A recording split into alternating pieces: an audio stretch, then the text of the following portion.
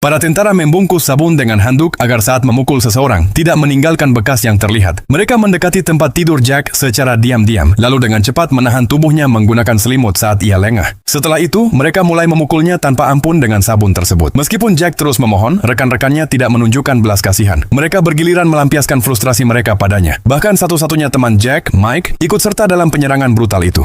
Malam yang panjang itu, Jack tidak hanya mengalami perundungan militer, tetapi juga menyaksikan kekejaman dingin dari sisi kemanusiaan. Sejak saat itu, Jack kehilangan senyum jujurnya yang biasa. Ketika dihadapkan dengan pertanyaan sulit dari instruktur, ia kini bisa menjawab dengan lancar dan menjadi seorang penembak jitu yang tidak pernah meleset dari target. Instruktur pun tidak bisa menyembunyikan rasa kagumnya karena Jack tampak seperti orang yang benar-benar berbeda. Hanya Mike yang menyadari perubahan dalam diri Jack. Jack mulai bergumam pada dirinya sendiri saat memegang senjata, dan matanya sering memancarkan sorot liar. Saat pelatihan kamp rekrutmen berakhir, instruktur mulai membagikan tugas kepada para prajurit. Seperti yang sudah Jack duga, sebagian besar rekan-rekannya ditempatkan di departemen yang nyaman, tetapi ia justru dikirim sendirian ke garis depan yang berbahaya. Menghadapi perlakuan yang tidak adil ini, Jack langsung memutuskan untuk membalas dendam. Malam itu, saat para tentara berpatroli di asrama, tiba-tiba terdengar suara aneh dari kamar mandi. Ketika seseorang masuk, mereka menemukan Jack duduk di toilet sambil menatap dengan garang. Mike ketakutan. Jack sedang mengisi peluru. Menyadari ada yang tidak beres, Mike berusaha keras menghentikannya, tetapi Jack tidak berniat mematuhi perintah. Tiba-tiba ia berdiri sambil berteriak dan mengulangi gerakan latihan harian. Teriakannya yang keras langsung membangunkan semua rekannya. Bahkan instruktur pun berlari ke tempat itu.